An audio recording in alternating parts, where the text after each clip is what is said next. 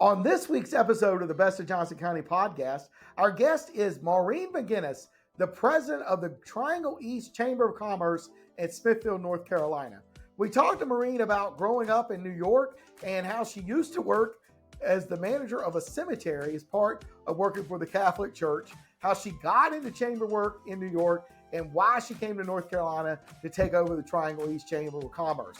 We talked to her a little bit about how Triangle East changed their name from the Smithfield-Selma Chamber of Commerce to Triangle East right before she joined, and the development of the JoCo Works program, including the World of Work, and a new program they just started to help with job recruitment and job housing, particularly for our public service employees. So listen in. I think you will find it interesting and enlightening. She shared a lot of great things about what's to come in Johnston County. Welcome to another episode of Best of Johnston County, brought to you by Breeden Law Office. Our host, Jonathan Breeden, an experienced family lawyer with a deep connection to the community, is ready to take you on a journey through the area that he has called home for over 20 years. Whether it's a deep dive into the love locals have for the county or unraveling the complexities of family law, Best of Johnston County presents an authentic slice of this unique community. Hello, and welcome to this week's episode of the Best of Johnston County podcast.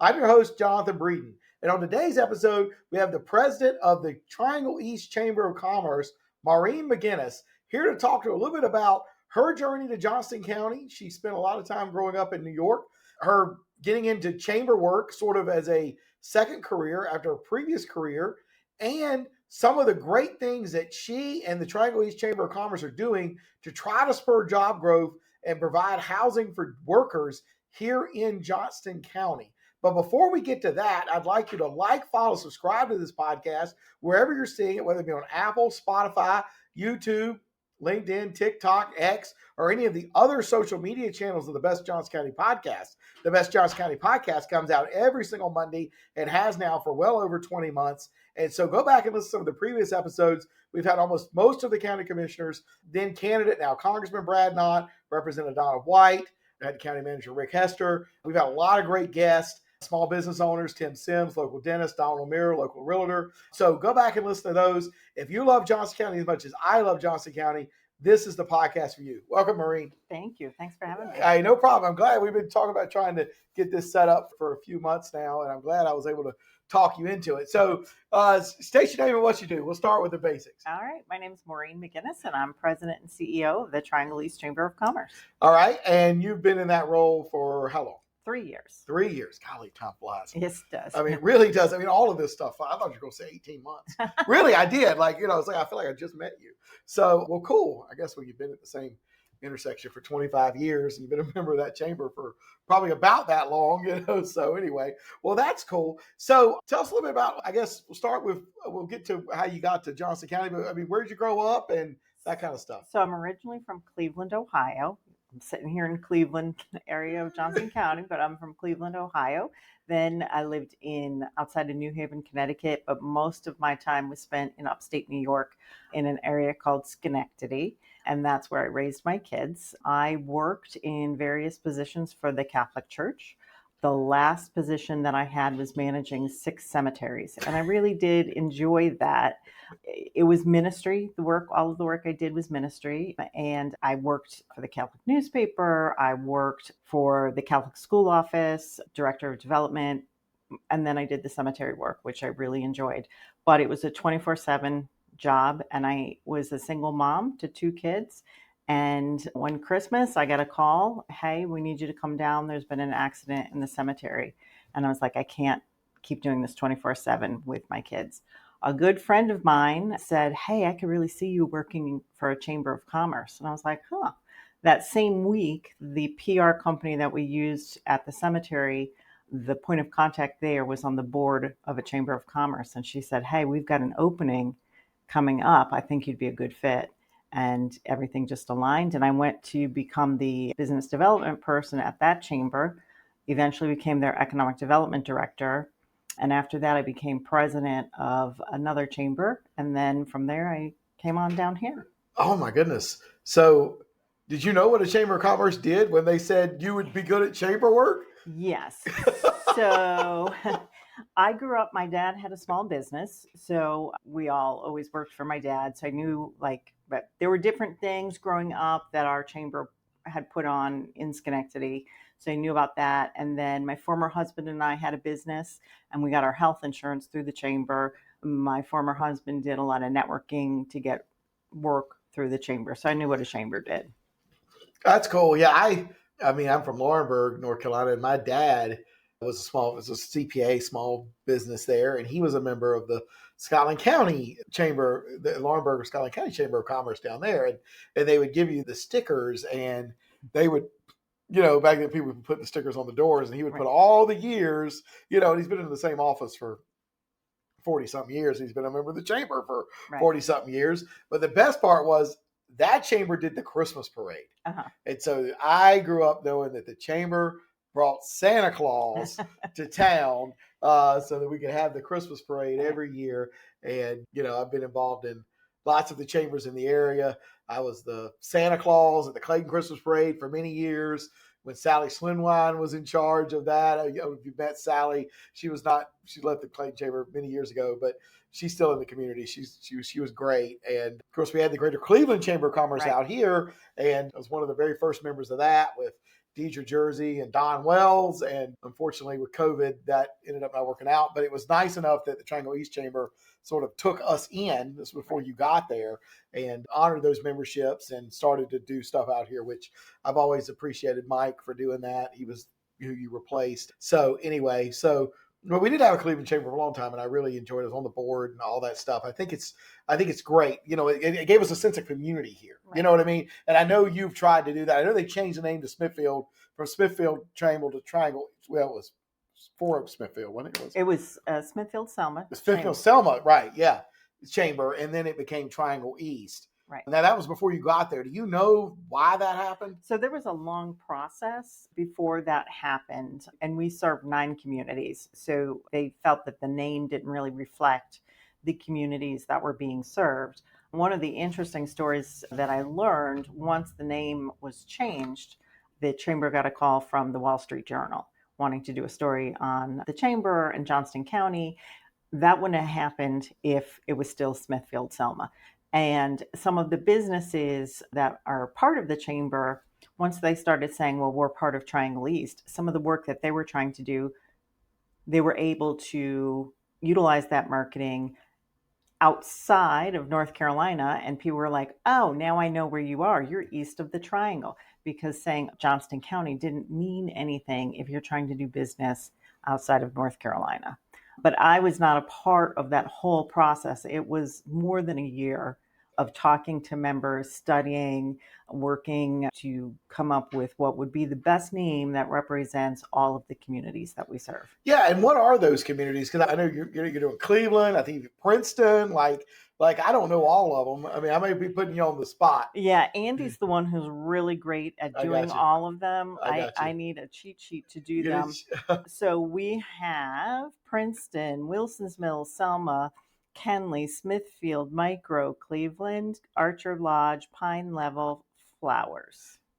Yeah, that is a lot. Yes. That's pretty good. I'm impressed. I wouldn't have come up with 9 right there on the spot. So, well, in several of the chambers, including some of those places had chambers, and with COVID and everything happening, they weren't going to be able to continue to be financially viable. And so I think, the chamber, your board, several of those board members are still there on your board, I think saw an opportunity to say, okay, well, we could help these chambers. We could take their members in, we could provide support. We have a larger budget. They had more staff. Kelly Wallace has been there for like 23 years now. I mean, I think that, I didn't like it at first, but then the more I thought about it and I saw everything that they did for Cleveland when our chamber didn't make it, I thought it actually turned out to be a good idea. Like initially I was like, I don't know about this, but it really was the right thing. So there was people that were maybe a little visionaries, I guess would be the term. Right. Who came up with that. And well, that's cool. So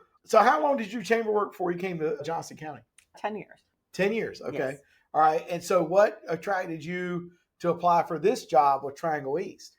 So my goal in life had been to move to North Carolina, and that started when I was very, very young. So my mom used to take out records from the library, so that gives you an idea how old I am, of stories. And I remember one, it was about pirates, and the description of North Carolina was just like stuck with me. I think it was like 3 or 4 at the time.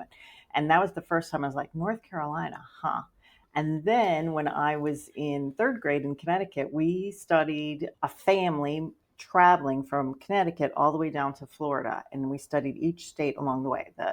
What do they plant? What's the weather? What happens in those states? And North Carolina was like the one for me. I was like, why does this family have to go to Florida? They should just stay.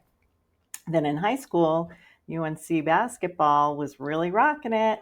And so, I was like, Then you add in the snow of upstate New York. Oh, yes. And I was like really done with it. And then you get into, having grown up in a family with a small business, being in the chamber world and all of the policies, it is really hard for businesses to succeed in upstate New York.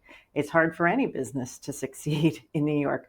North Carolina benefited when New York State put into place some of their laws, and we saw a lot of pharmaceutical manufacturing come down to North Carolina. So all of those things came into play. So when my youngest graduated from high school, I started to actively pursue chamber work in North Carolina.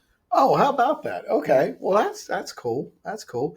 So when you got here, was it what you expected? I mean, you were coming into a chamber that had just absorbed several other chambers, that had just changed its name.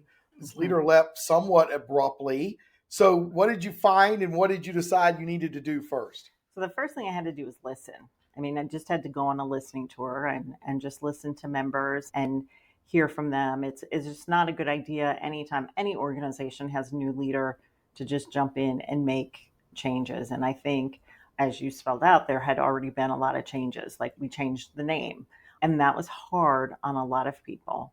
I have pointed out that individually, we all have a lot of names. Like, you have your name and other people call you Dad, right? And I'm sure you had nicknames growing up. Like me personally, I've been called Maureen, Reenie, Mom. My kids also call me Lola, So I have all of those names, but the name change was really hard on a lot of members. So I went on a listening tour to hear what are the things that are keeping business owners up at night.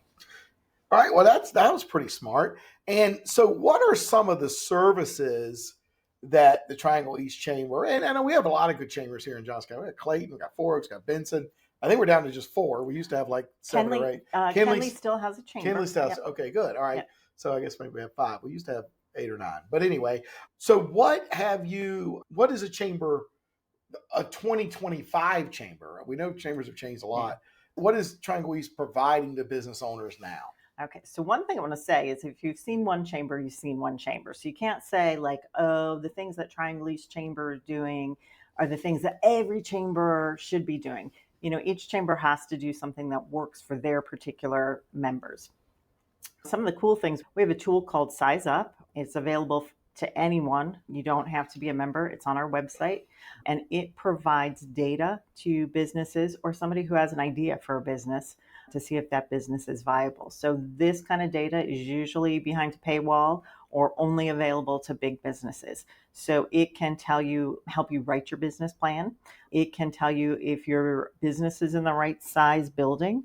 It can help you find where your customers are. It can help you find suppliers. So if, God forbid, we had something like COVID again, or if there was some kind of problem with, traffic or some road being closed and you couldn't get your supplies from one place, you could use this tool. And so we were the first community in the state of North Carolina to provide that. We also host a Johnston County specific job board. And what's cool about this particular job board is people who are looking for jobs in Johnston County can upload their resume. And if you're hiring, even before you even post for that job, you could look at those resumes and say, hey, I want to interview these people without even having to post the job. The larger companies that use various HR platforms, that website meshes with our Jobs in Johnston County website so they can speak to each other, so they don't have to post multiple times. And the other thing is, if you're a smaller business, our website raises their job with the Google Jobs profile. So all of those things are going to help them be seen. And what website is that? It is, let me make sure I give it the right one. It's Johnston County NCjobs.com. JohnstonCountyNCjobs.com. Yeah, and I remember when that website was an idea and going under development when I was on the Economic Development Board from like 2020 to 2022 with Joy Callahan, a previous guest on this podcast. Her and Chris Johnson and your predecessor and the Economic Development Board and the county were trying to put this together. And, it took some funding and a structure and what we wanted on it and all that stuff. But I think it turned out really well, and I think it's helped. I think the businesses have appreciated it. I know that the citizens that know about it, I think we probably need to let more people know about it. One of the reasons I wanted you to talk about it here today, because, if 77% of the people leave the county to go work somewhere else or something, we have jobs here that are open. Correct. We just had Stacey Beard on the podcast. We had 2 episodes with her, with Novo Nordisk, and all she said through both episodes are, we're hiring, we're hiring, we're hiring. Griffles is hiring, right? Like we have jobs here. You don't have to drive to Raleigh. We have great jobs right here in Johnston County, and I'm glad what you and your board are doing to try to promote that. Right. Have family law questions? Need guidance to navigate legal challenges? The compassionate team at Breeden Law Office is here to help. Visit us at www.breedenfirm.com for practical advice, resources, or to book a consultation. Remember, when life gets messy, you don't have to face it alone. But something else you're doing is this new, and I don't understand it, thing where you're going to raise money and create some positions to help do some recruiting and maybe some housing for teachers or police officers. So the campaign is called Triangle East Prospers, and we've finished the fundraising portion and we're starting the implementation phase. So Triangle East Prospers is a 5-year strategic initiative, and we have 3 goals. Our first goal is develop, retain, and attract talent. The second is to break down talent barriers, and the third is to grow business jobs and investment. The reason is, I mentioned when I first got here, I went on a listening tour. And so every time I was talking to business owners, they kept talking about talent. I have these positions, not finding the qualified talent. Chris Johnson's office has a workforce alliance that did a strategic plan about 2 years ago. With that, there was an intensive study. So 63% of businesses in Johnston County identify talent as their number one issue. And then part of that Workforce Alliance strategic plan called for someone in the county to have a position that would recruit businesses to host high school interns and to provide other jobs shadowing opportunities or work-based learning opportunities. So our first goal, that develop, retain, and attract talent, we are going to have a full-time person doing that. So that person is going to run all of the JoCo Works suite of programs. They are going to go through, the U.S. Chamber has a talent pipeline management program, and they're going to focus on the manufacturing and construction trades.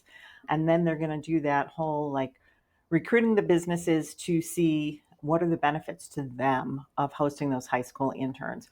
Our district does a great job with CTE classes, and students can earn school credit for doing those internships. There's a lot of value to other work-based learning opportunities. We just need the businesses to understand there's not a lot of risk for them. And so we need a person, boots on the ground, doing that. The second thing is we have people who are available to work, but there's barriers for them getting to work. Childcare is probably the biggest one that we have. Johnston County is a childcare desert. There are a lot of communities across the United States that are childcare deserts. There's a lot of different factors that are playing a role in that. One is the cost. 2, COVID did a number on the people working in the childcare industry. So a lot of them left. They got jobs in other fields. So we need to build up our childcare workforce. What we would like to do in our plan is assist 50 people a year in opening and operating home-based childcare. What we will do with that is we will also give them those business skills. So the number one reason home-based childcare fails is they're great with the kids and caring for the kids. It's the billing, it's the policies, it's the running it like a business. So what we will be doing is training them to do this like a business. We'll be working with JCC, Partnership for Children, on that. Some of the other talent, let me take a step back. We did a lot of talking to people, a lot of study. 18 months went into this plan. And there are people who are educated and trained for the jobs that are open that had to step back because there's an 18-month waiting list for infant and toddler care. So it's not people who are saying, yeah, I just don't want to work. It's people who want to work. We just don't have people to take care of their children. So that will make a significant impact on our workforce. Another talent barrier is workforce housing. In Johnston County, you need to be making at least $65,000 a year in order to rent a moderately priced 2-bedroom dwelling. If you look at our firefighters and our teachers' salaries, they're not making that. So how are they going to live in Johnston County and work in Johnston County? To purchase a home, you need to be making approximately $90,000, and that's to buy a moderately priced house. We're not going to build houses. That's not what the chamber is going to do. Our proposal is we're going to bring on another staff person. That person is going to convene the business community, and we're going to look at what are some creative solutions. So this past April, we had a breakfast. We had a great slate of panelists who talked about what are some of the solutions happening in other parts of the state and the country. There's some unique financing that can happen when you have like for example, Crystal Window and Doors coming in, or VD Rice. If they're coming into a community and they say to an apartment complex, like, we're coming in and we know 200 of our workers are going to live there, and that apartment complex, let's say they're going to do an expansion or they don't yet exist, they can take that information to the bank, get a different rate for their loan. So for us, it's connecting those dots and having those conversations and convening. That's what we're going to do. There are some other cool things. You mentioned teachers and police officers. So there's 4 communities in North Carolina where they were having a hard time recruiting teachers. And the reason being was there was no housing for the teachers to live in once they got the jobs. So they had to turn them down. So in those communities, they built housing specifically for teachers. The school district said, hey, we've got the property, let's build. Builders were able to do things at a different rate because they were like, well, it's for the teachers. What are the issues that are Johnston County specific for workforce housing? And what can we do as a business community? We believe business-led solutions can be a little bit more agile than government-led solutions. And workforce housing is workforce housing. It's housing for people like teachers, firefighters, people who work at the hospital, or even people who are working and making like $55,000 a year. Yeah, no, I mean, I think it's a great idea. I first read about it. It didn't make any sense. And we were at the ribbon cutting for the Home Do Suites, a hotel there in Smithfield, right off of I-95 and exit 95. And you were starting to explain it to me. And I left that conversation going, I think I get it, but this makes a lot more sense the way you just explained it there. Now I completely understand what you're going to do, because I didn't realize that the money you're raising is going to fund positions to do it. I thought you were raising money and you were just going to grant money, grant the money away. And there may be some of that, but it is going to be used to fund positions within the chamber to do some of this work. Right. That makes sense. The other workforce barrier we have here in Johnston County is we don't have public transportation. That's true. And there are people, especially when you look at someone for like an entry-level position, if they haven't worked yet, how are they going to have money to get to the job? And so we do have quick rides, which is great, but quick rides is only working in certain parts of our communities. With that additional staff person working on these workforce issues, they can partner with Quick Rides. And when we first started talking about this, there were some federal funds we could go after. There's not those federal funds right now. There may be some creative ways we can expand it and also potentially lower the price point of Quick Rides. Because right now, the price point of Quick Rides is $6 each way. So let's say you're making $15 an hour. You're basically working 1 hour to get to and from work. So there may be some creative solutions through partnering with Quick Rides. And that's the other thing. when there are grant funds available, they often like to see partnerships. They like to see different organizations working together on that. Right. Well, one of the things you mentioned when you were answering the question, you talked about JoCo Works, which is an event for eighth graders. All the eighth graders in Johnston County get to go to Johnston Community College over 2 days. It's usually at the beginning of November. And a lot of the businesses in our area set up booths and tents to get these eighth graders to start thinking about working here in Johnston County. I took my son a couple of years ago. I think I had more fun than he did. I was playing with the robots. I was trying to put on the clean suits for Novo and get my gloves on and all of that. I tried to drive a truck. I really was being a kid. But anyway, and I know the Triangle East Chamber came up with that. That was something that we worked on right before you got here. Right. But that has been tremendous, I think. And I appreciate you and your board continue to do it. And Kelly Wallace's vision for helping bring that to fruition. We're going to do that. That's going to be this year too, right? Yes. So what you're talking about is JoCo Works World of Works. So JoCo Works has grown into a suite of programs. Okay. Yes. And so, yes, that's in November. And yeah, it's tremendous. I couldn't drive the trucks either. I like that thing. No, I did not do well. And I wish it existed when I was a kid. I probably would have been like a town planner. I love that concept of like rules and design and all that. But, we didn't have that opportunity to explore it. And one of the interesting things is I had learned about that West Alabama Works, which is what Kelly had seen. Right. And I was at my previous chamber, and I went to my board, and I'm like, oh, we got to do this. And they weren't really interested. And when I came and I interviewed down here, and I found out, we were doing it, I was like, oh, this is the place for me. I'm doing this. So I really am so grateful for Kelly's vision on that. So yes, JoCo Works has grown into a suite of programs.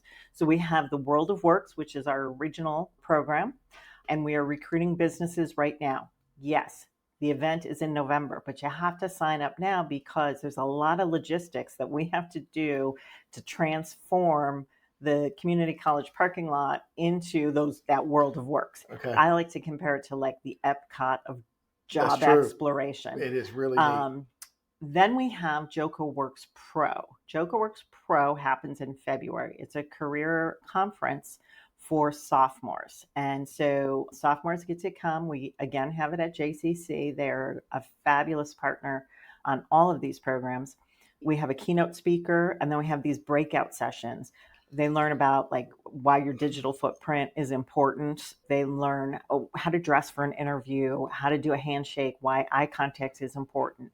And then the most interesting thing is the mock interviews. So the first year, the kids were like, yeah, we don't want to do those.